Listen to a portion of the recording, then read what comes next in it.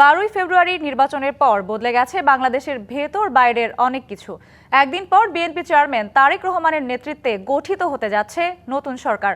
বন্ধু দেশ, বড় অর্থনীতির দেশগুলোর সাথে কেমন হবে নতুন সরকারের কূটনীতি, সেই প্রশ্নটা বড় হয়ে দেখা দিচ্ছে।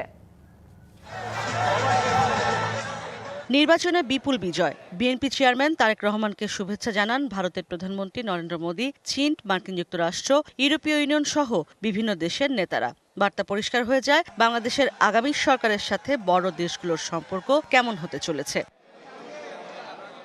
নির্বাচনোত্তর সংবাদ সম্মেলনে পররাষ্ট্রনীতি কেমন হবে নতুন সরকারের, দেশি বিদেশি সাংবাদিকরা প্রশ্ন করেন তারেক রহমানকে। বিজয়ী দলনেতার জবাব আগের মতোই দৃঢ় আর স্পষ্ট, সবার আগে Bangladesh. Foreign policy, which is the interest of Bangladesh and the interest of Bangladeshi people comes first. আন্তর্জাতিক সম্পর্ক বিশ্লেষকরা আশা করছেন প্রতিবেশী ভারতের সাথে সম্পর্ক স্বাভাবিক হবে অচিরেই। তবে তাদেরও বিশেষ কোনো দলকেন্দ্রিক রাজনীতি থেকে বের হতে হবে। যেহেতু ভারতের সাথে সম্পর্ক গত 1.5 বছরে খারাপ হয়েছে, বাংলাদেশের জনগণের যে এই আকাঙ্ক্ষা আশা যেটা করছে সেটা হলো সম্পর্কটার মধ্যে যেন মিউচুয়াল রেসপেক্ট থাকে। বিগত সরকারের সাথে সম্পর্ক ভালো ছিল, কিন্তু এটা সরকার কেন্দ্রিক সম্পর্ক তৈরি হয়েছিল। বন্ধুত্বটা হবে কিসের ভিত্তিতে? সমতা এবং মর্যাদার ভিত্তিতে।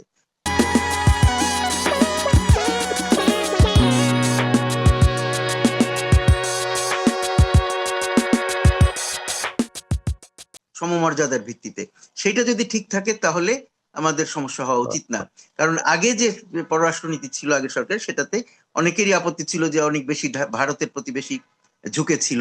যুক্তরাষ্ট্র চীনের সাথেও সম্পর্ক গতিশীল হবে মনে করেন তারা। যে চীনের সাথেও বাংলাদেশের একটা বড় সম্পর্ক, এবং ওটা বড় আকারেই কিন্তু অর্থনৈতিক সম্পর্ক। আমেরিকার সাথে সম্পর্ক সবসময় বিভিন্ন লেভেলে সম্পর্ক ছিল। সব বাণিজ্যের ব্যাপারে কিন্তু মনে রাখতে হবে যে অন্য দেশের সাথে কি সম্পর্ক, সেটাও কিন্তু খুব ইম্পর্ট্যান্ট। নতুন সরকার সাধারণ মানুষের প্রত্যাশা আকাশ ছোঁয়া। এরই মধ্যে কূটনীতিতে দৃশ্যমান চ্যালেঞ্জ হবে বন্ধু দেশ থেকে বিনিয়োগ নিয়ে আসা।